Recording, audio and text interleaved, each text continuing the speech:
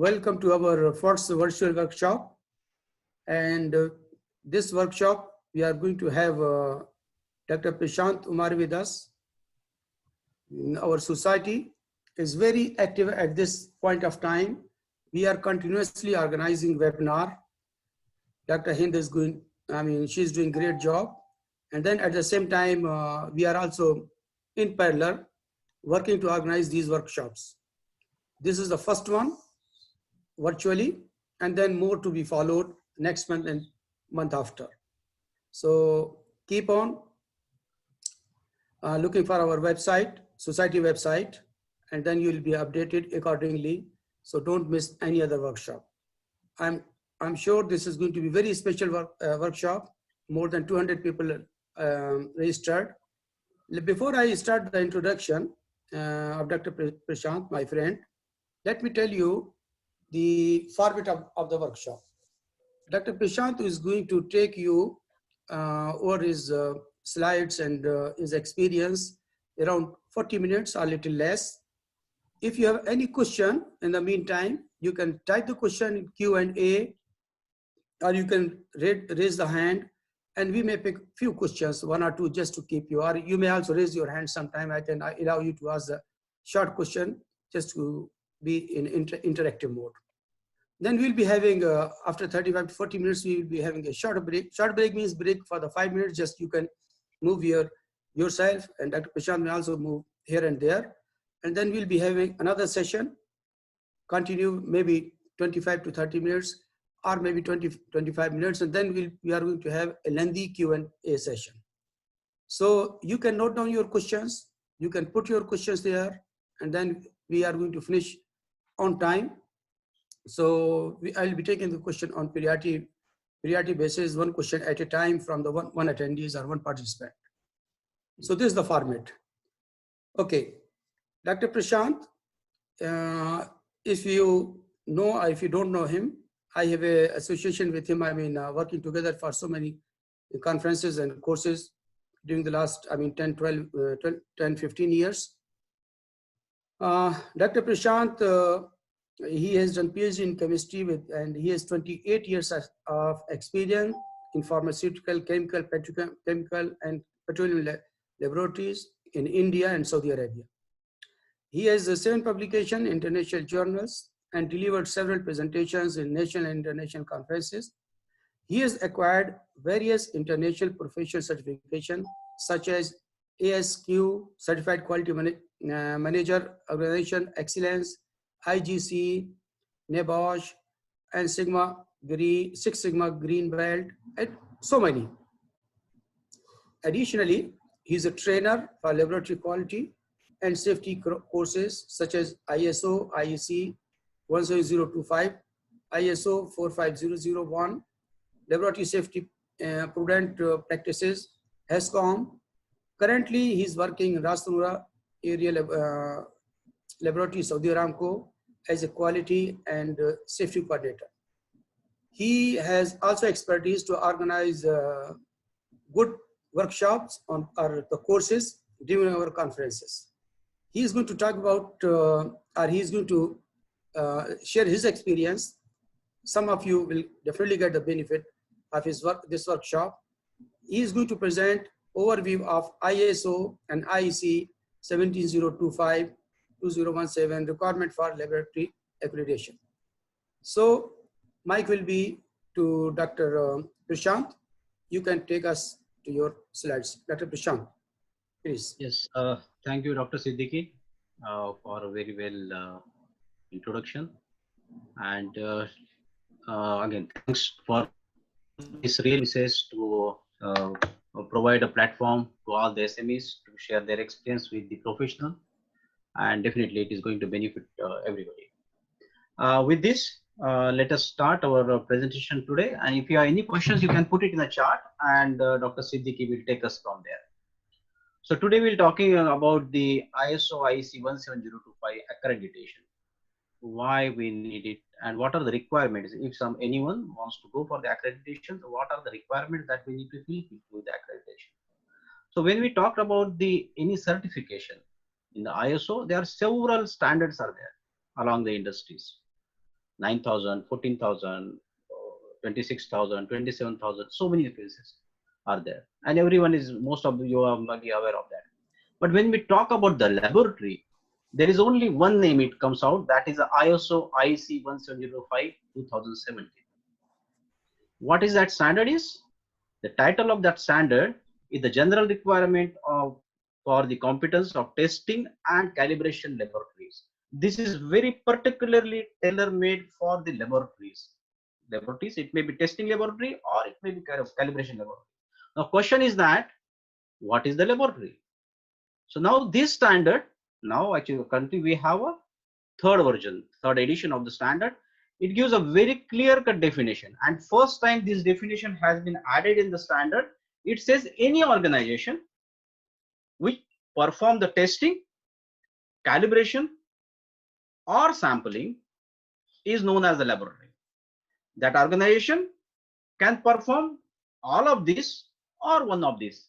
Even any organization which is doing only the sampling, that is also known as the laboratory and can go for an accreditation. So this is the latest version of this standard which is talking about. So till now actually we are only aware about that either testing laboratory or calibration laboratory, but now whole definition has been changed from 2017. Now who can use this standard? Number one, the laboratory who wants to develop their OT management system for this standard, regardless whether they are going for the accreditation or not, that is a completely your own choice. But any laboratory they wants to develop their robust quality management system in the laboratory can use another any accreditation body who wants to provide an accreditation to any laboratory, that body can use this standard. And last one is the customer. Any customer, he can just put on the requirement on his vendor saying that, okay, I need you to comply with an ISO IEC 1705. So these are the three major stakeholders of this standard. Now, is it a new standard? No. The fundamental base of this standard was there in 1983, which has started with some guide of 38. Later on, it has been evolved, and in 1999, first edition of ISO IEC 1705 has come out. Again, it has gone through three revisions, 99, 2005, and finally the current version is a third edition, which is in 2017. So that has a complete change. Actually, if you look at the changes from the 2005 to 2017, it is completely changed. And it is in line with 9001 and other standards. If those who have not seen this standard at all, this is the front page of this standard. You can see this one. Now, what is the layout of these standards? Just let us, because I'm sure actually everyone is not aware of this standard. So let us go to some basics so that you can get clarity on the what exactly standard is. This third edition of the standard, that is ISO IEC 1705 2017, is in line with the two standards. One is a 9001 series, which is the mostly the mother of all the standards structurally, and the Casco guideline of the 17,000.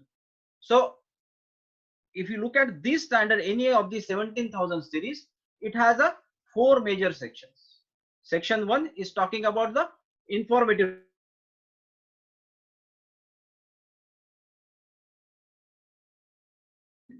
So all the standards on this line, in line with that is the ISO IEC 1705 has these 8 clauses from scope to the management requirement, and then there are some Annex 1, Annex B, and some bibliographies there. So this is the complete standard structure of this standard. Now, how to understand these standards? So let us see. Dr. Siddiqui wants to construct a house, a villa for him, and enjoy his life there. So he has brought the good land on the Corniche, and he has got all the government clearance. So what Dr. Siddiqui will do first? Yes, Dr. Siddiqui, can you help me to?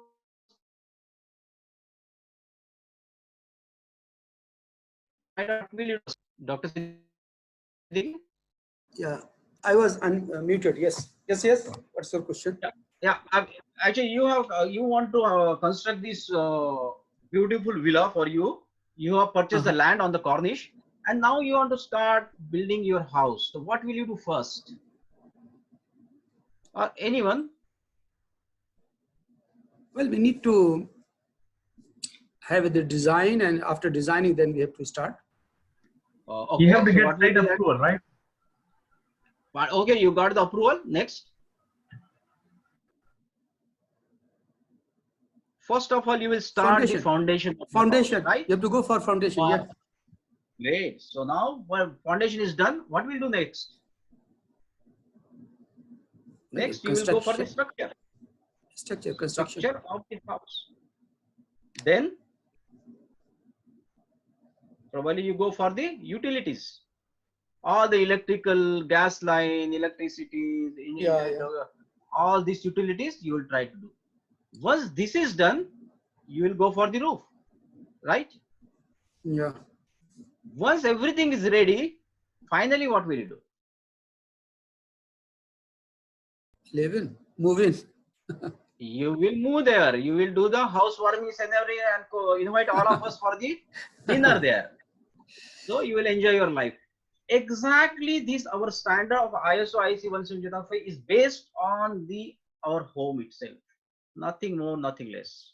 How to understand? The clause number 4 is providing the fundamental of your laboratory. Clause number 5, which is the structure, what type of structure you should have in the laboratory. 6 is giving about all the resources what is required to run your lab. 8 is giving the complete coverage of the management system which can run the whole your business, which can put all your processes in a systematic way to run the system in a proper way. And finally, clause number 7 is giving all the processes what exactly you are doing in the lab, like testing, calibration, sampling, training, whatever, and so forth and so forth.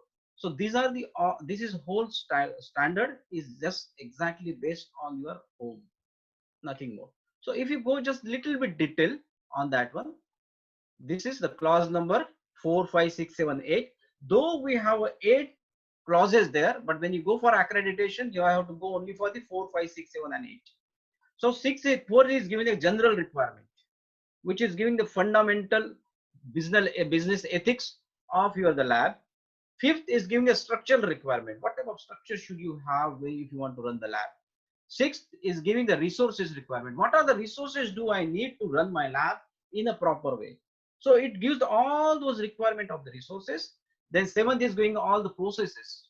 What processes you are working in the lab? That may be different type of processes. We'll discuss that a little bit more in details. And clause number 8 is giving all the requirement for the management system. What type of system should I have? How can you design the system? In the system, what things you need to meet the requirement? So this is the little bit structure for that one. Then when you this new standard 2017, as I told, it is a completely change from the 2005. It is a process based approach.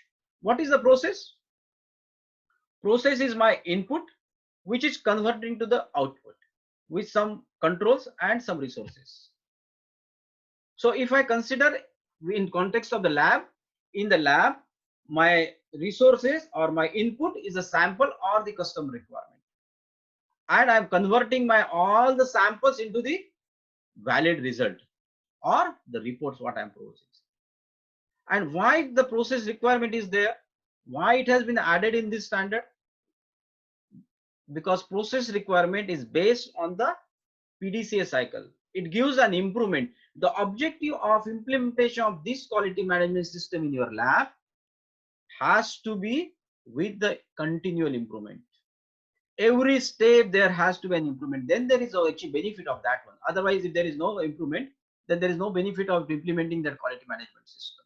So this whole standard is based on the PDCA. Each process has to go to the plan, do, check and act, and whole lab as a system has to be improved with the time. Let us look whole lab in more details, and then we will let us relate with the standard. In the lab, the sample is my input as we discussed, and my output is a valid result. Any lab, whether it is a calibration lab or testing lab or sampling lab, their final objective of each lab is to produce the valid result, nothing more than that. Finance is separate issue at all. We are not discussing that one. So while converting my sample to the valid result, what are those contributions? Number one is man. Definitely woman is there. So then you don't get angry on me, Dr. Johnny. So man or the workforce. Second one is the machine. All the equipments what we are using to test the material. Third one is the material like chemicals, reagents, standards, spare parts, and so on and so forth. Fourth one is a method. Which method you are using to perform the test? And finally is the environment. In which environment you are performing your test? So these are the 5 components which are governing the conversion of that sample to the valid results and their interaction also. Though my man may be very competent, but instrument is wrong, or other way around is may also be true. So these are the interaction. These are the 6 components we need to monitor in the lab in order to produce the valid result.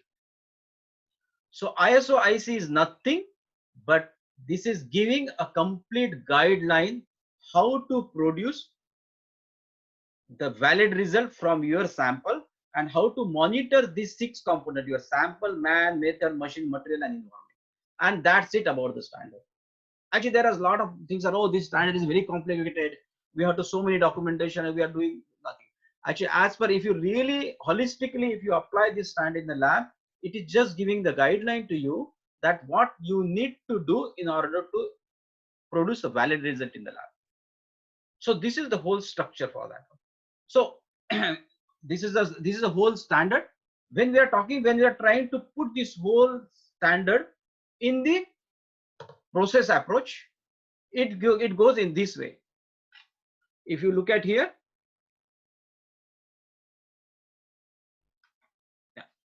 So these are this is my output, and these are all my man, method, machine. So each clause of these standards, for example, clause number 5 and 6 is dedicated to the man. When I'm going for the equipment, whole clause number 6 is dedicated to that one. So each clause has its own, and these clauses are under again the interwoven, like a house. When you are going home, can we say, okay, I will just remove the window or remove the door? No, every whole aesthetic of the whole house will be disturbed. So exactly in the same way here, each process, each contribution or that uncertainty components are here. Supplier has different clause, whereas the customer has a different clause. The sample has a different clause. So each clause is dedicated to one of these components which are responsible to convert my input to the output. And this red on the down, these are the system requirement. So one is the process requirement, that is how we are doing the testing or calibration. Another is the system requirement of your quality management. So this is the way how we can put all this standard in one diagram, and this is very easy way to understand for you. So let us go to the clause by clause. So now we have discussed that, okay, how the structure is. Now let us see what are the details in our clauses. So in our clause, when you go for the general requirement, clause number 4, it has a 2 sub clauses. One is talking about the impartiality and the confidentiality. What we are talking of the fundamental or ethics of your own business or your lab. What is the impartiality?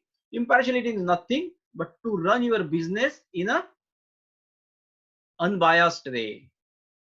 For example, Dr. Siddiqui has a lab, very big lab in the Khobar, and he is providing the result to the KFEPM. And he is acceptance, he is producing the result and he is accepting it. It is an unbiased way. So 4.1 is talking about the impartiality in the lab. This is the first time this word is emphasized in the standard. Before that, it was embedded, it was there, but it was very passive. But 2017 version, it has come up. It has a 5 different requirements.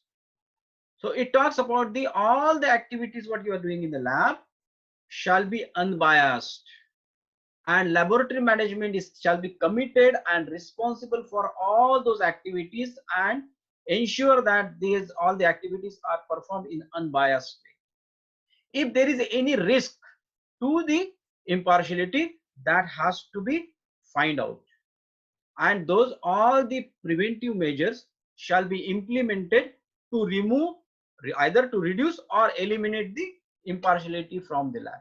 So this is all the requirement of the impartiality. Second part is about confidentiality. Confidentiality is nothing but the publication or disclosure of your data or information from the lab to the unauthorized entity. It may be person or it may be organization. So definitely then confidentiality has to be maintained. The requirement of the standard is depicted in the 4 different clauses. They are talking about the lab is the wholly responsible to maintain the confidentiality. If you want to share any of your customers information to other customers or to any entity, you need to take the prior permission from your customer to share with that one. And again, what it says, all the personnel, whether it is your employees or whether it is your contractor or any consultant, any of the employees or the consultants associated with the organization shall also maintain the confidentiality. So this is all about talking about the confidentiality. So these are the requirements when you are going for the accreditation. You have to go by the clause by clause and then you have to meet the requirements. Let us move to the clause number 5. Clause number is talking about a structural requirement. So they have the 7 different requirements how the lab is supposed to meet all these requirements in order to get the accreditation. You can get the accreditation from any accreditation body. So all the accreditation body, they will go through this requirement. If you are meeting the requirement, they will give the accreditation or they may not. So in first thing, each lab shall be a legal entity. You must meet the law of the land. If your lab is in Saudi Arabia, you have to meet all the requirements of your law of the lands. You have to be registered with the Saudi Arabia government. Yes, I am legal entity over here. You cannot just start one lab on your backend and just publish the result. No. Then you shall have a management. A responsible person from the lab has to be nominated. For example, Dr. Siddiqui or Dr. Bashir has a lab. Then he has to identify that, okay, this is the person who is responsible, so that if I am a customer of that lab, I face any problem, I can go and hold someone there. Then it is talking about the scope. When you are going for accreditation, you need to define what is the scope of your activity. Is it at one place? Is it at different place? Do I go for the sampling in the field or do I test at the customer's premises? All the scope of your activity has to be defined over there. And then is talk about the structure. Your laboratory has a complete management structure over there. It may be your individual lab or it may be part of the big organization. If you have an individual lab, then you can start from the manager or head of the lab.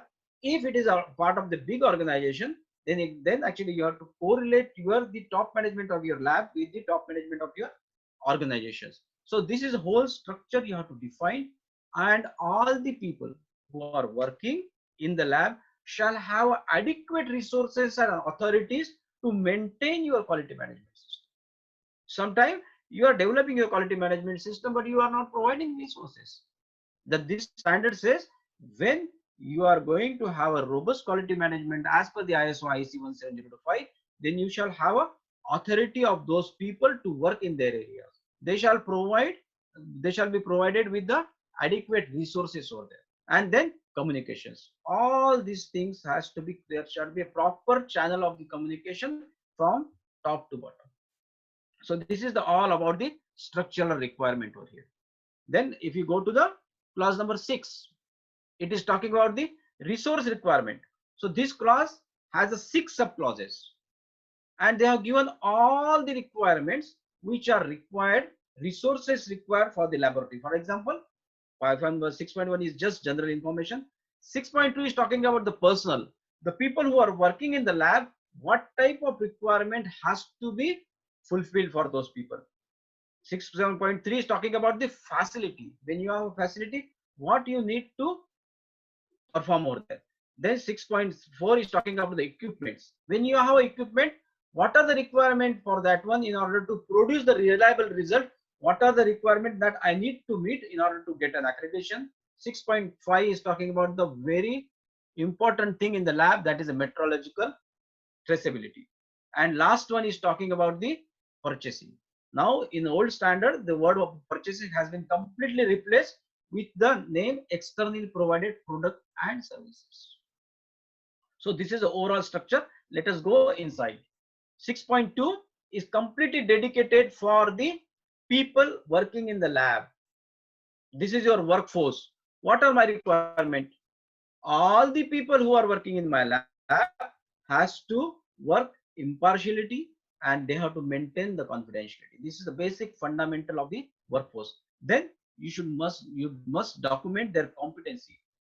I have a different roles. I have one technician, then I have a chemist, I may be a supervisor, I may be a manager, I maybe have a microbiologist, I maybe have an analytical chemist, I may have a different roles over there. But for each position, you must document the competency. Okay, for this position, I am going to have this competency. For example, okay, I have a technician, I will take the guy from the ITC.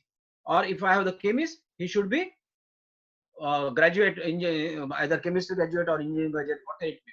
But whatever competency you are expecting for that position to in order to fulfill the requirement, so that he can help or facilitate to convert your input to the output. That is, our output is again is the produce the valid results. Then ensure the competency. You have documented a competency. Then time to time you have to ensure that yes, he remain competent for that, because along with the time the technology is changing, along with the time testings are changing. So you have to ensure that competency remains elevated. So you have to monitor those competency, and all the people in the lab they shall be communicated for their roles and responsibility in the lab, what exactly his role is, and it shall be communicated, and he should understand that okay, this is my responsibility and how my responsibility is going to impact the validity of the result. So everything is going to validity of the result. Then this 6.2.5 talks about the what type of procedures and record you need to maintain related to the personal competence. And finally, the authorizations. So there shall be a specific authorization is requirement that has to be given and that has to be defined by the laboratory management for that particular personnel. So this is about the 6.2 talks about only about the personal competencies. Then when we move to the next, is talking about the facilities where you are performing the test. So it talks about the suitability. Then documentations. When you are doing the test, the environment or the lab shall be suitable to perform that test. When I am doing the microbiological test, I should have a that type of area. When I am doing the particulate matter, I should have a different type. If I am doing a mechanical testing, I should have a that type of environment. So you shall have a suitable environment to perform that test. And what are those conditions which are required to maintain the for the testing, that has to be documented, and those tests has to be monitored and it shall be recorded in a proper way for your assessment. Then if there is any measurement over there, so you should have the control measures in order to ensure that all the requirement or the suitable environmental conditions or mechanical conditions is there. You should have a operational controls in order to maintain this. For example, if you are doing the microbiological testing over there, in order to that one, you should have a very clean area. So you should have an operational control like a HVAC or HEPA filter or what it may be. Suppose you have a balance over there, then you should have a vibration resistance stable over there. Or suppose you are doing the particulate matter, then you should have a very clean area. So in order to have, you should have a appropriate control measures in order to perform that test in a right way. And importantly, if you are performing your testing out of your lab, for example, you are going to your customer, or you are going to the third party, or you are going to in a field. So in that case also, all these 6.3.1 to 6.3.4 has to meet the requirement, whether you are doing inside the lab or you are doing outside the lab. Then 6.4 is talking about the equipment. Whatever equipment you are using. Now the definition of equipment is not the part of the instrument. As per this standard, equipment means instruments, chemicals, reagents, spare parts, standards, reference standard, primary standard, secondary standard, whatever you are using. So everything is considered as an equipment, or even supporting equipment. Like you have a viscosity, and you have your water bath to maintain the temperature. Then water bath is also considered as a part of the equipment. So it has a different, each equipment which you are using for the testing has meet the 13 requirements. What are those? Each equipment shall, all your employees shall have an access to perform that testing. When your instrument is out of your permanent facility, in that case also you shall meet all these requirements on 6.4.3 to 6.4.13. 6.4.3 says that you must have a procedure how to handle your equipment, how to store your equipment, how to perform your PM. Then it's 6.4.4 goes and says that when you are placing any equipment to the testing, prior to that you must ensure that this particular piece of equipment is capable to perform the test as required, as per the reference method or as per the in-house method. Then each equipment shall also capable to make that measurement uncertainty. For example, in some one test you want to report as to 0.001. So your equipment should be in the position to report, to give the reading up to 0.001. So you have to ensure that measurement uncertainty for that particular method is mitigating over there. Then whenever your equipment, it shall have a calibration procedure or the calibration frequency. You shall calibrate your equipment depending on the different requirement. It may be manufacturer's requirement, it may be reference method requirement, it may be legal requirement. So depending on what risk assessment you are doing, you shall have a calibration program and calibration procedures. Another thing is talking about the, whenever your equipment is there in the lab, it shall have its own status, whether it is out of service or under commissioning or in use or out of use. When it has been calibrated, when next calibration is due, when PM is done, when next PM is due, all this information has to be put on the instrument. And whenever your instrument is out of service or questionable, then you should initiate the non-conformance for that instrument. These are the requirement for that one. When your instrument is calibration frequency is maybe 1 month, 6 months or 1 year. In between you don't know whether your instrument is okay or not. In order to ensure the reliability of the equipment, you must have the intermediate check. Intermediate check can be a different way. It can be SQC, it can be a verification, it can be calibration, or it can be a calibration validation. So any type of depending on your method, but you must have an intermediate check on your equipment in order to ensure the reliability in between two calibration intervals. Then it talks about the correction factor. In some cases, like a thermometer, hydrometer, or pressure regulators, they have some different type of corrections. All type of corrections has to be available for the users. And last one is talking about the, in order to ensure that the instrument is not tempered, so it shall be protected in the right way. You have old equipment, it may be have a conventional way. If you have modern equipment, then in that case, there are nowadays the security level has come. Technician can go to certain level, chemist can go to certain level, maintenance people can go to the certain level. So all these 13 requirement has to be maintained or has to meet. You must have a complete procedure and protocol in order to meet the 13 requirement for each piece of equipment under the accreditation. If you have a question, you can put it in the chat and then we'll take those questions. Then 6.5 is talking about the metrological traceability. Metrological traceability itself a very big subject. We can actually spend another 2 days on the metrology. But in short, it is nothing but documented or unbroken chain of calibrations.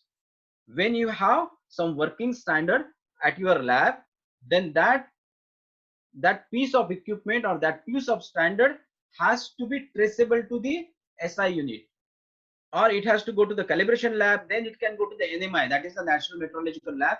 Each country has their own National Metrological Lab. For example, in Saudi Arabia, we have the SASO. Or it can go to the directly like a NIST, NPL UK, or whatever it may be, but it has to be traceable finally to the SI unit. So when you go up to the pyramid, your traceability is going up and the uncertainty is going very low and low and low. So when you are coming down, your uncertainty is very high. So your lab standard has to be calibrated with the lower uncertainty, which in turn has to be go for the minimum uncertainty. So end of the day, each calibration or each equipment or each result in your lab has to be traceable to SI unit. So what are the requirements for that one? There are 3 requirements.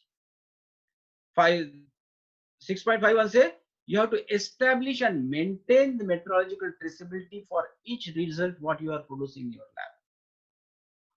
How? It is up to you. Either you can get calibrated from the calibration lab or you can directly send it to the NMI. But there shall be an unbroken chain of the calibration from your working standard to the SI unit.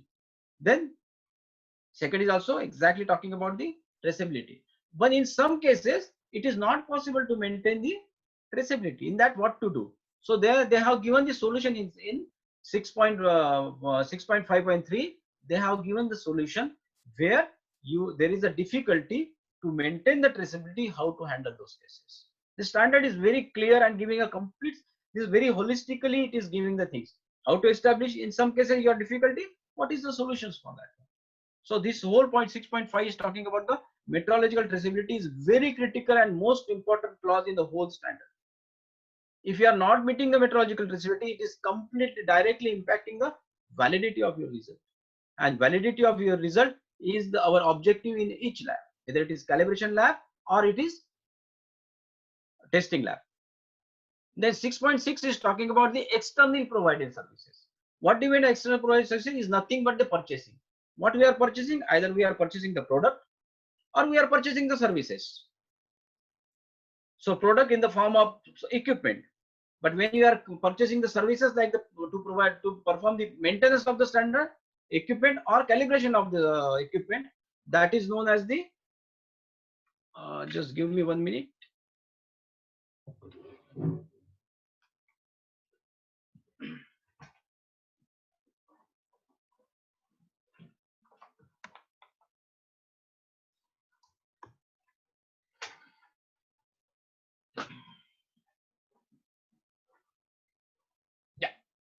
I'm sorry, it wasn't trying to die. So here we are talking about the purchasing. What type of purchasing? Either services or product. So they have given the 3 requirements for purchasing. You have to meet any purchasing, whether it is product or services. There are only 3 requirements. One is all the product and services shall be suitable to you. Whether that product or service either you are using in the lab or you are directly using for your customers, or there may be partially you are using and partial customers. In both the cases, you have to ensure that all the product and services are suitable to do your business. Then 6.2 is talking about the what type of record should I maintain, what type of procedure shall I have in my lab for the purchasing, and 6.6.3 is talking about the what type of communication shall I have with my vendor. When should I communicate? Before purchasing, what should I communicate? During the purchasing and the post purchase. So whole process has to be well defined and you have to maintain the whole records for that. So this 6.6 is talking about all the purchasing in the lab. Then clause number 7 is talking about the process requirement. Dr. Siddiqui, should I continue or you want to take some break or something? It is after 7, I think. Perfect. Still we have the 5 minutes. If you look at the continuity, I mean. Yeah. So let me finish the 7th and then we'll take a break. Okay. Yeah. So 7th is actually the process requirement. It is the core business of the lab. What are my processes in the lab? So 7th is the most elaborative clause and most important clause. Most of the standard is focused on this process, and all other standards are on the outer side of the outer layer of the processes. So what are the standard? There are 11 different sub clauses are there in the standard. 7.1 to 7.11. So is talking about the review of the tenders. So when you are getting the request, how it should be there. Then method selection. What you are selecting the methods, what type of method shall be there? Does it require a verification or validation? Then sampling, it talks about how to handle the sample in the lab. It talks about the record in the lab. Then It talks about the next 7.6 talk about the uncertainty. Do you require to measure the uncertainty in the lab or not? 7.7 is talking about the validity of the result. How are you going to validate the result? You are producing hundreds of data in your lab. How are you going to validate those results? Then how to report this result to your customers? Then 7.9, now again this standard, the third version of the standard, that is 2017 version, is more focused on the customers. They have given specific clause for the customer complaint. So you have to meet all the requirements from that. Then it's talk about the non-conforming work. When you are doing the work, but some work is going against your policies, against the standard. In that case, how to initiate the non-conformers. Then last one is talking about the LIMS, control of data and information. Till now, actually, the old standard was talking more on the hard copies. Whereas this standard now, actually, we are going, most of the labs, they are moving to the LIMS or using some or another software to control their data and information. So this clause is again more emphasized on the LIMS utilization, how to control those things. So let us see one by one. First is talking about the review, request, tender, and contract. So when you are there, again, there are several clauses, sub clauses are there.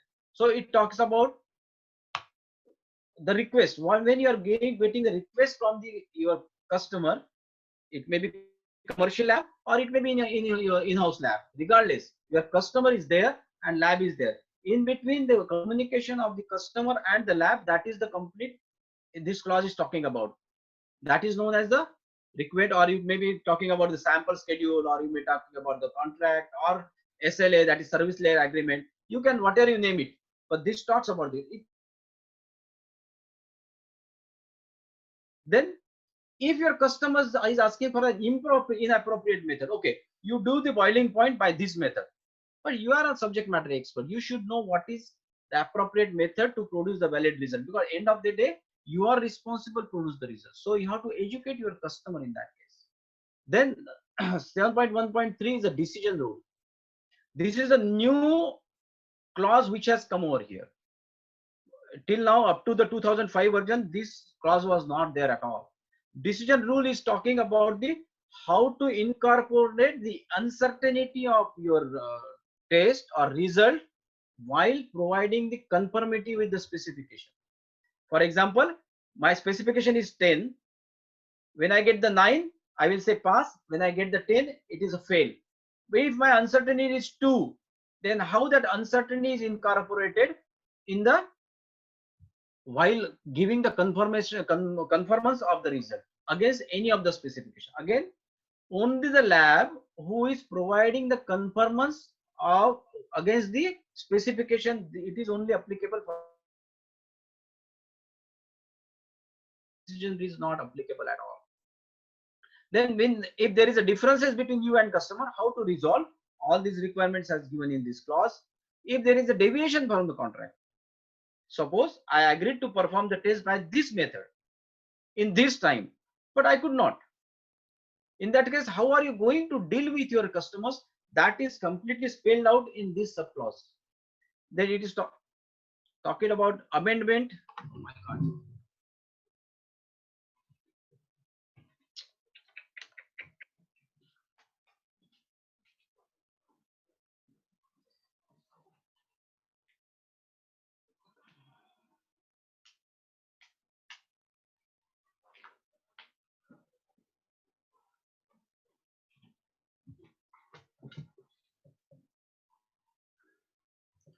Doctor, can we take a 5 minutes break? Yes, we can. Yes, definitely we can take the break. And I lost my presentation. Yeah, there's few questions, 2 questions actually. So yeah, we can go for the question. Good. So let's. I mean, there are few people, they are asking. They are asking about the presentation. Can they have this presentation? And so let me know, people. We are also recording this presentation, and with the permission of Dr. Prashant, if he agrees, then this presentation can be shared, recorded one. But his PP presentation, it is up to him, and he will take a call later on.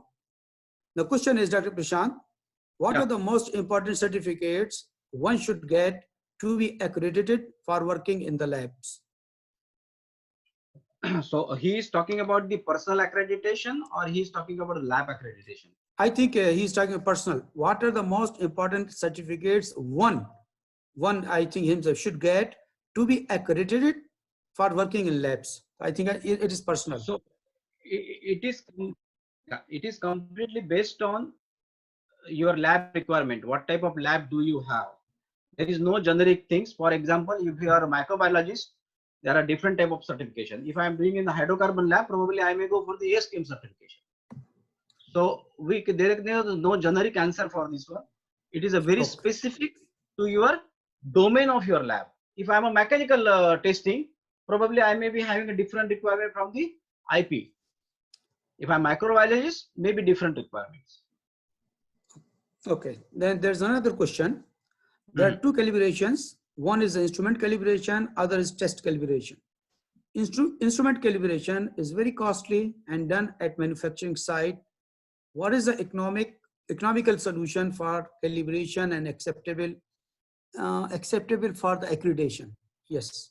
There is no test calibration. Yeah, there is no test calibration. There is an equipment calibration only. Test is a validity of the test. Equipment calibration, it depends on the what type of test you are performing it. So either you can do the internal calibration or you can do the external calibration. End of the day, what they want to see, they will see only two things. One is the competency of the person who is performing the calibration, and second one is a traceability of that standard which is being used to calibrate the equipment. If you are doing if you have a competency and you have a traceable standard, you can do at your own. But if you do not have a competency and the traceability, then you have to send it outside. The next one is standards without having ISO 17034 certification, and also there's no certified lab KSA to certify. There's no certified KSA lab to certify the standards. In that case, how can we use this standard for calibration? For example, gas standard for GC calibration. No, is it clear? Actually, yeah, actually it depends on what type of component you are testing over there. In most of the cases, actually from where you are getting the calibration standard, how do they either they are preparing on the volume base or they are preparing on the weight base. So calibration standard as such, you will not giving okay methane 2%, this 3% by the chromatography, but you can get the traceability of those standards based on the weight which they have used to perform the standard, or the pressure gauge which they have used to perform to prepare the gas standard. Those type of traceability can be used. For example, I don't want to promote any this. For example, in the KSA, most of the thing Abdul Hashim is there. So if you are getting the standard from there, and then how did he prepare? He has prepared the pressure gauge or weight. In those traceability, if you can manage, that would be okay. You need not to get the exact by the gas chromatography only it has been done. No, there is indirect way. That's why actually if you see the clause number 3, subclause number 3, it is giving when there is no direct traceability, how can it be used? The last one, yeah. I hope it will be clear. Otherwise, he will come back to us. The last one, please give an example for the decision rule and explain. It requires 2 days. Anyway, yeah. Actually, just let me finish this one. Keep this, doctor, keep this question with you. And when we go for the question and answer session, at that time we'll discuss this one. Okay, so this is a break. Yeah, this is a break time. You want to take a break 5 minutes, right? Yeah, if you want to continue, perfectly okay. Let's take a 2-3 minutes break. You can take a water or tea, and then 9 o'clock we will start. Just 3 minutes out there. Perfect. In the meantime, we would like to share our screen that our society, along with the Gulf Union of Chemists, Gulf Association of the Chemists, going to organize the first Gulf Chemistry Association Conference, International Conference and Exhibition. It is going to be November 2021, okay, from 16 to 18. Lot of, we have you can see here in the screen, and you can also visit the website. It is, 16 to 18 November. We have keynote speakers from Stanford, okay, Berkeley, UC Berkeley, and some other reputed institutions. We have a pretty good number of, yeah, these are the keynote speakers here, you can see. Then conference is also going to have prizes. I mean, best poster, best presentation, plus for students, we have the 3 prizes, best research work. So these are the slides. You can watch it for 1 minute and then we'll start. So please, if you have not submitted your abstract, you are most welcome to submit. Visit the website, submit your abstract, and get ready. Get ready, prepare yourself to receive the award. So you should strive for getting the best paper, best presentation award. Looking forward to see you everyone in Bahrain. Okay, conference will be organized in Bahrain.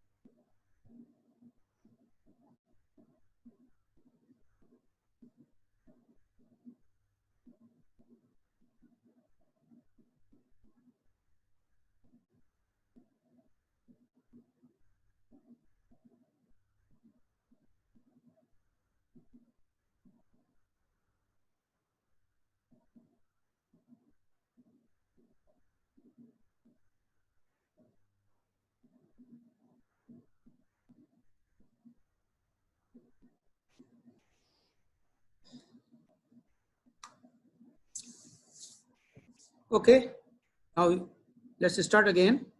Yeah. So I think you have to share my screen. Yeah. Okay, Dr. Prashant, where is it? No one can, you can share your screen now? Yeah, it's already shared.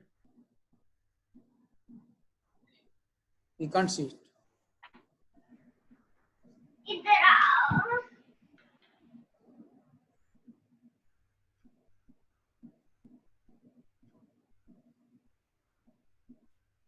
You cannot see my screen? No, Dr. We can Prashant, see, we cannot. we only see you.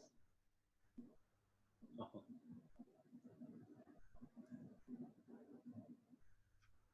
No one, did you unshare that one? Stop sharing that GCC screen? Yes, I already did stop the screen sharing from my side. Okay, you can reshare it, Dr. Prashant. Yeah.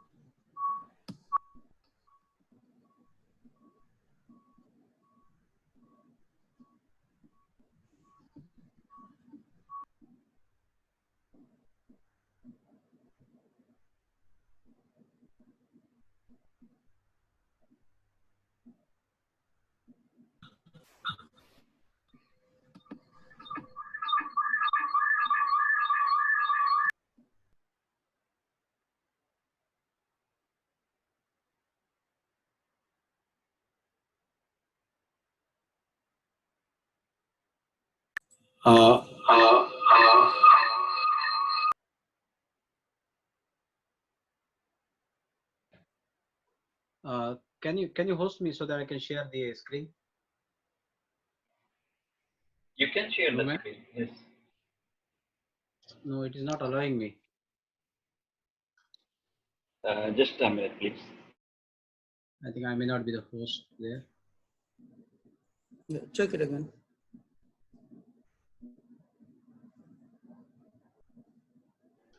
Actually, you still are. Both IDs still are the host. This is not allowing me. I don't know why. You can, if there's something, you can stop it and then try to redo it. It was sharing here. Okay. Now let me see. Okay. Am I there now? Yeah, Yes. it looks like. It looks like, yeah. Yeah, it appears. Yes, sir. Okay. Okay. So now we are talking. We were talking about the customer requirement and how to go for the request. Now this 7.2 is talking completely about the selection of method. What type of method shall you select, and how shall we do verification and validation? So there are two requirements over here. One is the verification of the method, selection and verification of method. Second is talking about the validation of method. So when you have a standard method available with you, you need to verify the method whether you can perform the test as per the reference method or not. But if you are modifying the reference method or you are developing your own method, in that case, you have to completely perform the validation of the test method. So this is the requirement. How to select the method? Does it require the verification or validation? What shall be the depth of that verification and validation? All these requirements has been given in the clause number 7.2. So this is again very technical methods requirements are, and this is applicable for the each method. Let me just explain in that way. This whole accreditation has a two part. One is your quality management system, and part two is your methods. You can have a one method under accreditation, or you can have 500 methods under accreditation. So quality management system have a generic requirements, which we'll discuss in the clause number 8. But these are the processes when we are talking about the verification. It is applicable for the each method under accreditation. If it is a one method, applicable for one method. If it is 500 method, it is applicable for all 500 methods. So all this requirement what we are discussing in this clause is mostly applicable for each test method under the clause. Then we'll go to the 7.3. 7.3 is about the sampling. If your lab is involved in the sampling, then only this is applicable to you. If we are not going for the sampling, your customer is sending a sample to you, in that case this is not applicable to you at all. So it depends on the scope. That's why in one of the clause they says you must define the scope of your accreditation. Suppose I have my lab and I am getting all the samples delivered by the customer. In that case I have nothing to do with this clause. But if I am going to collect the sample for my customer, or I am the only lab who is involved in the sampling only, or for example I am the environmental guy, so what I am going to the river to get the sample, I am going to the wastewater plant to collect the sample, in that case this is applicable. So it talks about the three different requirements. It talks about the sampling plan and method. If you are involved in that one, then you shall have your own procedure. Then what that procedure shall contain, that is given in 7.3.2. And 7.3.3 is talking about the what type of record the lab shall maintain when you are involved in the sampling. So this is a generic requirement for the sampling which is being given in the 7.3. When you go for the 7.4, this is talking about the how are you going to handle the test. That is, here it is known as the test item or calibration item. In other way, simple way, it is a sample when you are getting the sample. So how are you going to handle? So this 7.4 is talking about the complete process of handling. That is known as the from cradle to grave. Either you are sampling or receiving sample to the disposal of sample or to the retention of sample. There may be two requirements. When you get the sample, you test. After testing, either you should dispose it or you should retain it, depending on again what is your contractual agreement with the customer. So this clause is talking about in the 4 sub clauses, and it talks about the whole process of the sample handling from cradle to grave. So sampling or receiving the sample to disposal or retain of the sample. So 7.4 is talking about the what you shall have a procedure. How are you going to protect the sample? So it talks about the protection and the procedure. Clause number 2, subclause 2 is talking about the how are you going to identify the sample, because you are getting so many samples in the lab. So you have a complete process. How are you going to identify the sample? In case if you are subdividing the sample, in that case also, what is my parent and child? How are you going to maintain that parent and child relationship in your lab? Those things also be required to be. In case of deviation, you are supposed to get the sample in this way, but you are not getting it. For example, you are supposed to get the sample in the amber color bottle. You received in the white color bottle. Are you going to accept it? It is your call, depending on the risk. So this 7.43 is talking about how are you going to address those deviations. What is your policy? Are you going to accept and do it, or you are going to reject it? Or if you are going to accept, what type of clarification you are giving? All these requirements has been given in this clause. Then last subclause says that if you need to store that, retain that sample. For example, you have customer sample as an agreement. Okay, no, this sample will retain for say 6 months. Then you shall have that competency and capability to maintain in that environment, and you must maintain the record. So this 4.7.4 is talking about the sample handling in your lab. Next is technical records. While testing, we are generating lot of records. So how to deal with those records? So this clause is talking about the number one. It is talking about the what type of content should you maintain. If I am testing, performing one test, then I should have my name, on what day I did, what time I did, which equipment I use, which reagent I use. All this technical data, either you can tell it as the original observation, or you can say it as a raw data. There are different names are there, but end of the day, all this data has to be maintained in order to relocate that test. If some test you have done and given in the market, after 6 months there is a complaint, how can you go for the audit trail? In order to have that audit trail, you shall have the complete raw data with you. And 7.5 is talking about the, in case if you are making any changes or any amendment in your raw data, what action should you take? What information shall it have? It gives the complete information about the technical records. Technical records are the records generated during the testing. Who has done, when it has been, who on which equipment, which chemical, which reagent, all these things has to be there. Then 7.6 is talking about uncertainty. We are not going in the details of the uncertainty. Uncertainty is the confidence of the laboratory of that result. If I say my result is 10, then is it the 10 exactly? No way. There is some variation. So what is that confidence? Can I say 10 plus minus, when I am saying 10, it is plus minus 1 or it is plus minus 5? So if I am saying my uncertainty 1, it means when I am reporting 10, I will say that my result, I am 95% confidence that my result is between the 9 and 11. Or I may say my uncertainty is 5, so my result is between the 5 and 50. That is the uncertainty. Uncertainty is not the error, it is a confidence on your result. So it has again a detailed subject is there, but in the standard there are 3 requirements. Number 1, each lab shall identify all the uncertainty component pertaining to that particular testing and result reporting the result. Again, testing lab and calibration has a different depth and different requirement for the uncertainty. So those are in the details. When you are going for the uncertainty, so including your own equipment shall be evaluated. All this uncertainty shall be done in the details when you are in the calibration lab. In the testing lab, it is little bit not that redundant. You have to go. So again, the laboratory performing the testing shall also measure whether you are reporting your uncertainty to your customer or not. That is a different issue at all. But calibration lab is definitely, they have to perform their uncertainty and they have to report in each of the result. In testing lab, it is between the agreement between you and your customer. But even though you are reporting or not, you must perform your uncertainty. Then 7.7, this is a very important and very generic clause. It's talking about the validity of result. How are you going to validate result? I am saying it as a 10 or plus minus 1. How are you going to say it is 10 plus minus? So they have given us several requirements or several ways. How can you validate result? For example, you can see from A to K. These are the different clauses they can use. You can use all of them. You can use one of them.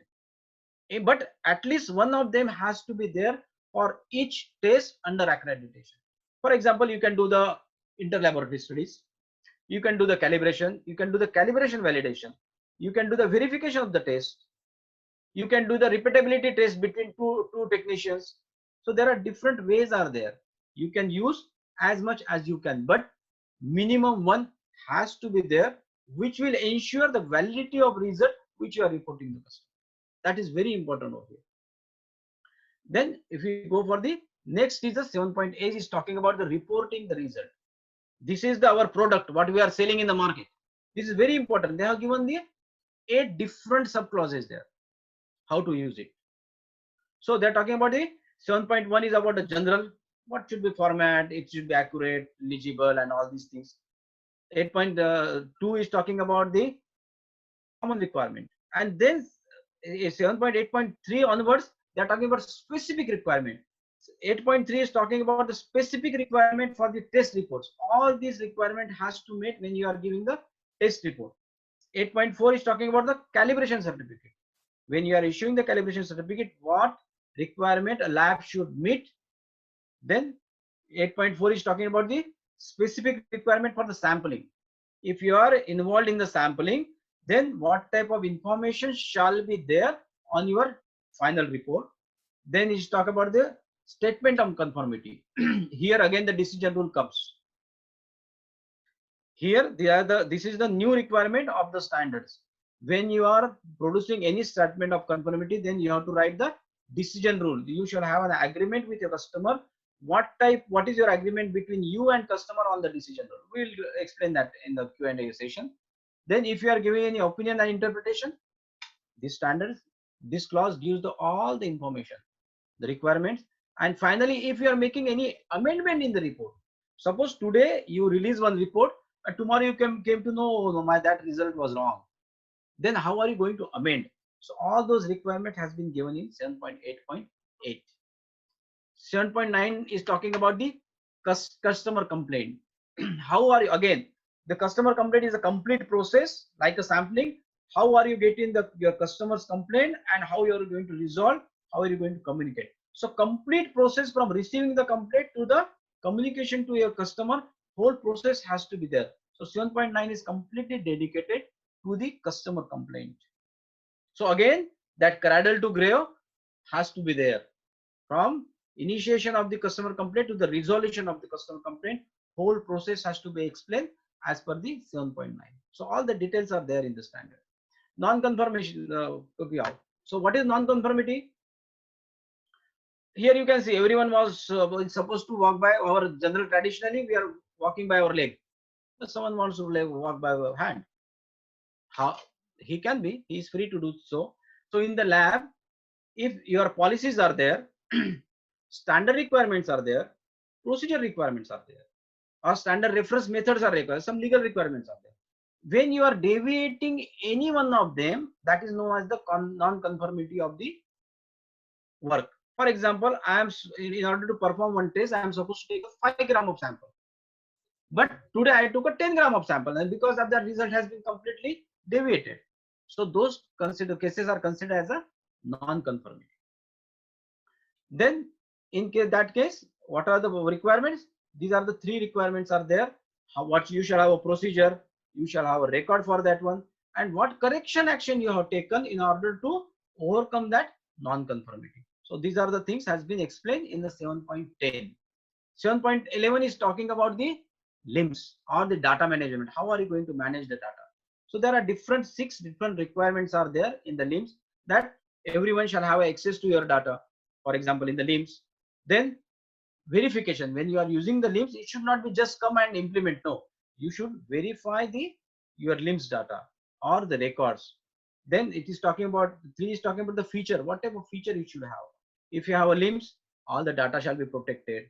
Even either it is at your end or you are outsourcing. In both the cases, it has to be. It shall be operated in a control environment so that there will not be any data leakage or loss of data. So all these things has to be maintained. 7.11.4 is talking about even if you are using the offsite your links, in that case you shall have a complete control on that one and ensure the complete integrity of that system.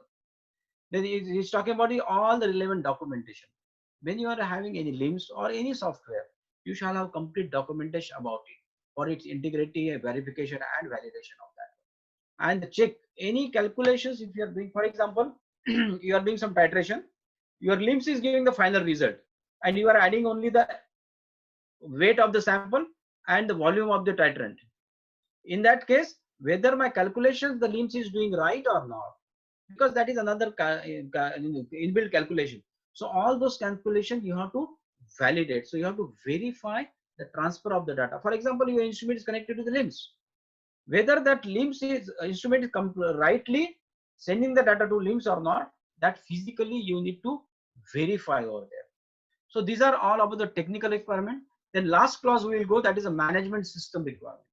And this clause number 8 is applicable to come all the processes in the lab. Till now what we are discussing, that was most of them are specifically for 7, specifically for the method under the scope. But clause number 8 is applicable for your complete management system. So if you go for this one, it has the 9 sub clauses. It's talking about the options, then documentation, control of document, control of record, then corrective actions or the risk opportunity, how try whatever improvement you want to do, corrective actions, internal audit, and finally it is a management. These are the 9 requirements you have to meet, whether your scope is 1 method or 100 method. This method has to be. Now very beautifully this time in a 2017 version, things are very clear. Till now it was not that clear. You have option A and option B. If your lab is not, suppose if your lab is accredited, certified by as per 9001, in that case you need not to go for this clause at all. You are already meeting the requirement of this clause. But if you are not, your lab is not certified as per 9001, in that case you have to meet all the requirement from 8.2 to 8.8. So when you are accredited by 17025, indirectly or principally you are certified as per 9001, but other way around is not true.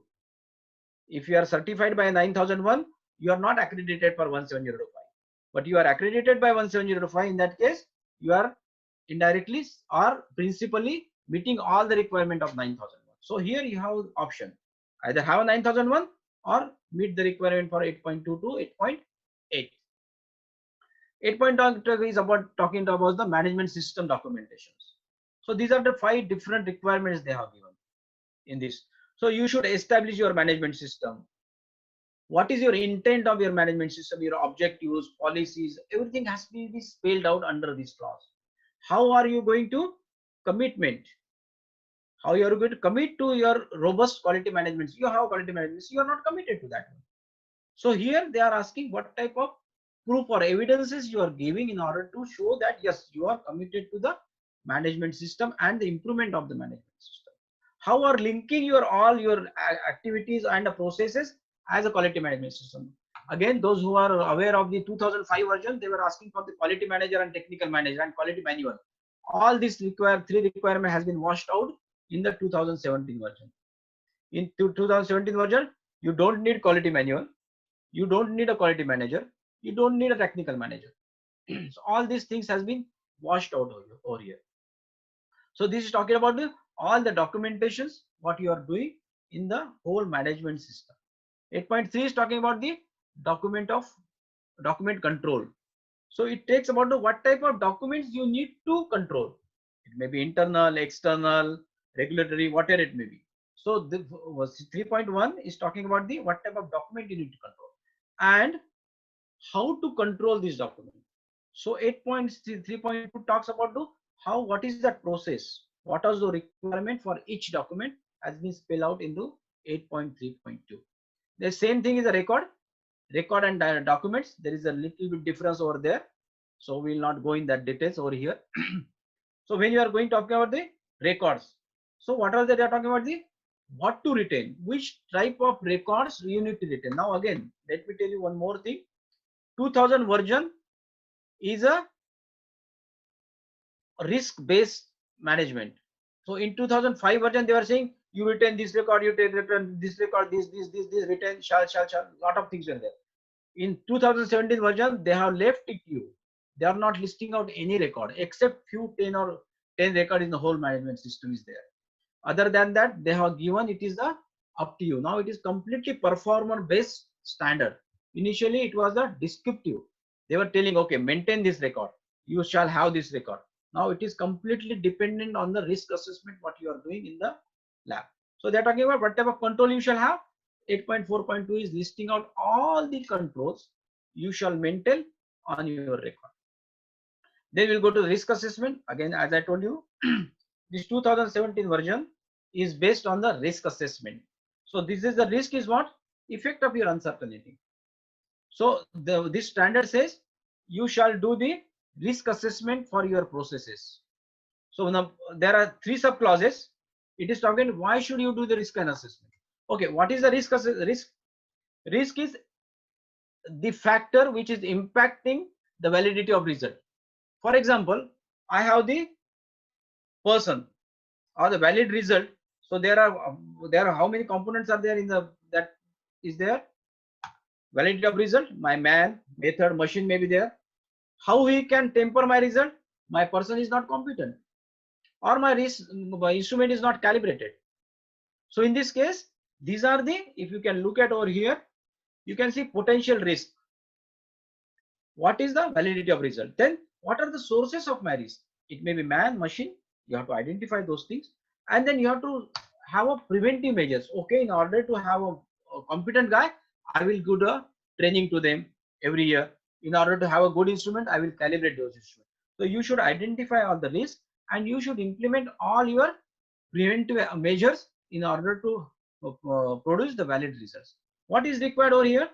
Why you should do a risk and assessment? What is your plan? You should spell out your plan and take the corrective actions in proportion to your impact of your risk to eliminate or reduce that risk. So why it should be done? In order to have a robust integrated management system, you should do the risk assessment for your. Then you shall have a plan. What is I will do every month or every year or every 2 years or when there is a change. It is left to you. Depend whether you are testing a coal or gold. Depending on your business, you need to find out what risk I have to do and to what depth I need to do. If I am performing the test for just, for example, coal, fine. But if that is some precious metal is there, in that case, the testing will be totally different. Or you are in the pharmaceutical lab, which is playing with the life and death of the people. So your risk assessment and the operational control has to be at that depth. So it is completely left to the lab this time. In old version, they were asking you to do this. Here it is completely on the risk based. Then 8.6 is talking about the improvement. That is what we are talking about, the process approach. You have to continual improvement shall be there. There are 2 type of improvements can be there, or 2 type of information you can use to improve your lab. One is the internal, one is the external. So internal, like a non-conformance, your PT program, your internal verification, validation. These are the all internal things you can use it. External things you can use your customer feedback. So 8.6.3 is talking about the customer feedback. You must take the customer feedback. What is your frequency? How are you using those data in the lab? This talks about all about the in the 8.6.2. Then corrective actions. Again, the corrective actions. When you have non-conformance, then related to that one, you have to implement the corrective action in the lab.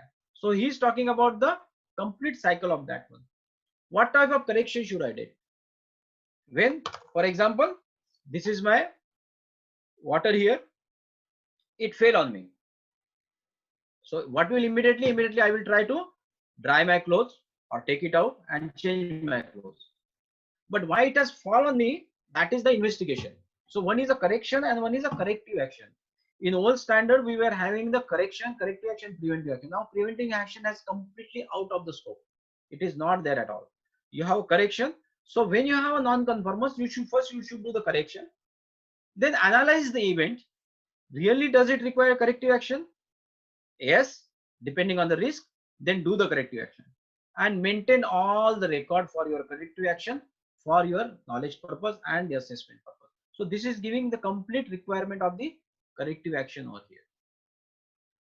Then 8.8 is talking about the internal audit. Each lab, if you are accredited, you are supposed to perform your internal audit. How to perform? It is 8.8.1 is talking about how to plan the internal audit. And 8.8.2 is talking how are you going to execute the plan. It is your decision. You want to take every month internal audit, every 1 year internal audit, 6 months internal audit. What is the only end of the day, whole scope of this standard has to be covered in your internal audit. How are you going to be internally, or you're hiring someone to do the audit? That is your question. But 8.1 is talking about how are you going to plan internal audit, and it is very detailed information has been given over here. And then how to execute the plan. What should be your frequency? What type of method you are doing? Who is responsible for that one? How are you going to report? When you are getting the observation, audit observation, how are you going to deal with the observations? How are you going to implement the correction and corrective action as per that one? How those corrective actions are being used for the improvement. So this is all about the internal audit about in the 8.8. And 8.9 is talking about the management review. That is the final clause of this one. Management review is what your activities you have done in the 1 year or 6 months or 1 quarter. Then you have to take the stock of that one and see that am I doing the right thing? Am I on the right track? Am I really achieving my objectives, or I am not achieving the objective? If not, then why? So all these things, there are 3 sub clauses. How to plan management review, then what should be the input of the management review, and how are you going to deal with the output of the management review. So 8.9.2 is taking about the from A to O, all this component has to be discussed in your management review. What is a management review? The top management of your lab has to be review those things. So this is actually complete your annual meeting, you can say, or someone is taking PMS, or something is performance management review, whatever you say. But if you want to go for accreditation, then from A to O, you have shall be the input of your presentation or your meeting. Then output. This is all about the standard we talked about. So would you like to take a question? This is I'm done with all the clauses of the ISO IEC 17025. So before going to the summary, doctor, if there is any question, we can take up. Yeah. Okay. So there are a couple of questions. One question came again. Can Dr. Prashant explain method validation? Okay. As I told you, there are 2 terms. One is a verification, one is validation. Verification is only for the when you have a standard method. When you have your own in-house method, or you are deviating from the reference method, you need to validate the method. Validate the method means what? You have to perform complete technical analysis like repeatability, reproducibility, linearity, ruggedness, all these things you have to do exactly as per the standard method, because it is in your house method. You have developed this method. We don't know about the repeatability and reproducibility, linearity of the result.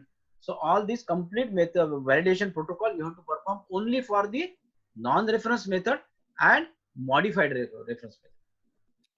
Okay, the last one, is uncertainty test applicable to all lab testing methods, or it is applicable to those test methods which is under scope of ISO IEC 17025 accreditation?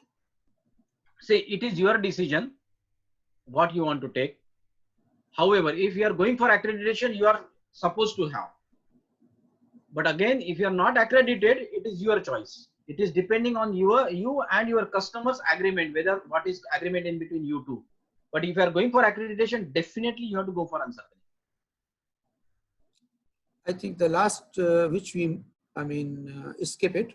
Please give an example for the decision rule and explain. Very good. So now I will give a very good example.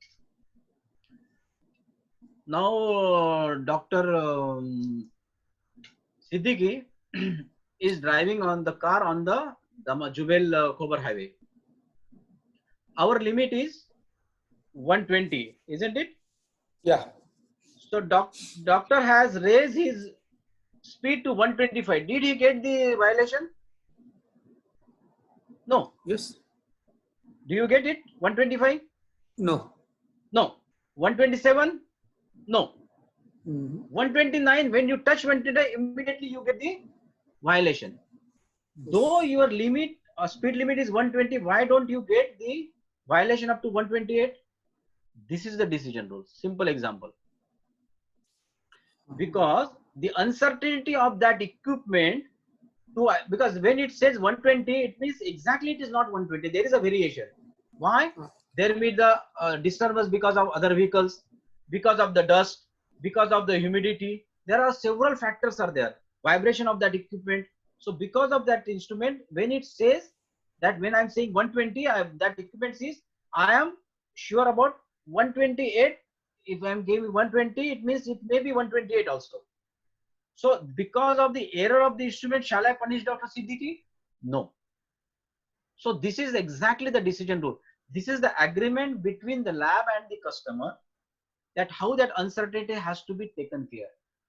This is a simple decision. For example, one of the another example, if suppose your potency of your standard is 10, it shall not be less than 10. When my result is 5, my uncertainty is 2, for example. In that case, what will happen? I will say my result is from the plus minus 2, means 10, either it is 12 or 8. Clear? So when my result is 9, in that case, what if I will say that is coming in my confidence level, because I am not sure whether that result is about 9 plus 2 is 11. If I go to 11, it is failing. If I going, it is passing. So in this case, this is a decision how your uncertainty is considered while confirming the product. If you are not giving the confirmation of the space against the specification, then decision was not applicable to you at all. Clear? Or you want another example? No, I think it's enough. And before we go for the summary, let's Naman, let's unmute. If anybody has any question, he or she may raise the hand, and we may take 1 or 2 direct questions before we summarize it. I mean, before we wind it up. Oh, that's a good question, mashallah. Other than this, okay. I think I don't see any hands. I don't see any questions. So you may summarize it, and then before that, I will give the mic to our chairman, Dr. Bashir, to speak. But you may summarize first, Dr. Prashant, please. Yeah. So actually, in the whole this actually last almost 60-70 minutes, what we saw is that we have talked about the ISO IEC 17025, which is laboratory standard. Then we have talked about what is the lab. Any organization which perform testing, calibration, or sampling is our lab. Who can use this standard? There are 3 stakeholders who can use this standard in a different way. Then we have talked about the layout of the standard, how the standard whole has been structured. There are about 8 different clauses are there, and how it has been structured in line with the 9001. Then we talked about the structure of standard, and we are I hope Dr. Siddiqui will invite us on dinner party in his new house. So we talked about the fundamental structure, resource requirement, and the roof of the house, then the processes, and they are related with the clauses. Then we talked about the different clauses over there. Then we talked about the clause number 4, which is talking about impartiality and confidentiality. Clause number 5 is talking about the structural requirement. It's talking about legal requirement, management structure, scope, activities, and all those things. 6 is talking about the resource requirement, specifically man, method, machine, material, and environment. How are you going to manage those components in order to perform the or produce the valid result? Then in 7, we talked about the different 11 sub clauses, which is typically your lab processes. They're talking about the how to review your contract, then how to select your method and validation and verification, sampling, handling of the test, technical records, evaluate uncertainty, then how to report your results, a customer complaint, non-conforming work, and finally we talked about the how to control the data inside the lab. In final last clause, the 8, we talked about the management system requirement, which is applicable for the whole management system of your laboratory. That is from 8.1 to 8.9. Is talking about the 2 options, whether you can have a 9001 certification or you need to meet from the 8.2 to 8.9.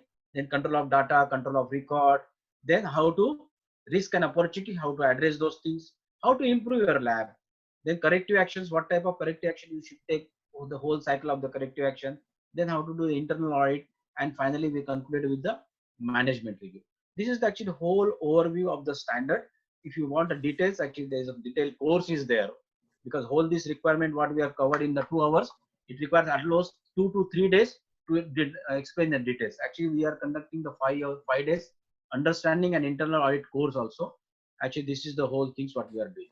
And with this, actually, I thanks to the ACS for giving me this opportunity to share my knowledge with our lab professionals.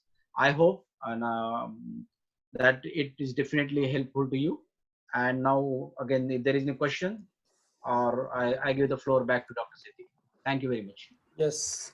Thank you, Dr. Prashant. Before I give mic to Dr. Bashir, Chairman of the Society, and there are a few questions about the sharing the presentation, and we have also recorded.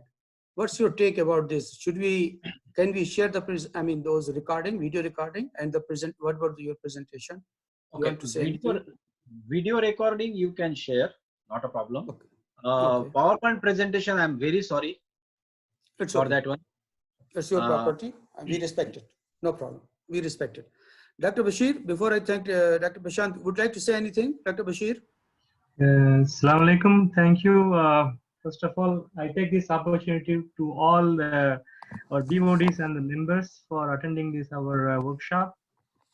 And our society providing a number of platforms to conduct actually workshop and webinars. Also, we are organizing a conference next year in GCA 2020 in Bahrain. So I want to see all our members to submit abstracts, also take part in the conference. It's a wonderful conference because we are inviting a lot of keynote speakers from top universities. So we have first time we are going to publish a proceedings, a full paper proceedings, and those academics, they want to submit a paper, it could be a good option for them to submit a single author papers. Yeah, there will be a proceeding will be published in the conference. Also, we are going to have a number of events coming soon. I think I want to thank Professor Nahir Siddiqui and then also Dr. Prasant for the excellent contribution for this workshop. Thank you very much. Good night. Well, it was very well presented and very well received, Dr. Prashant. I personally benefited, and I am sure all attendees, participants, and the BODs and the comments I'm receiving here, we will get the feedback. We'll try to get the feedback from our attendees, and we'll share with you. This was an excellent workshop. And here, so we will let to all our attendees. I think we will work out with the video, and it will be uploaded in our website. So you need to contact Mr. Noman, and he will let you know when it is going to be uploaded. With this, I take this opportunity to thank everyone, and a special thank to my friend, Dr. Prashant. Have a good night. Stay safe, enjoy, and still take precautions. Still, we are not out, so precautions are important for the COVID-19. Please stay safe, stay healthy. Good night. Shabba khair. Assalamu alaikum.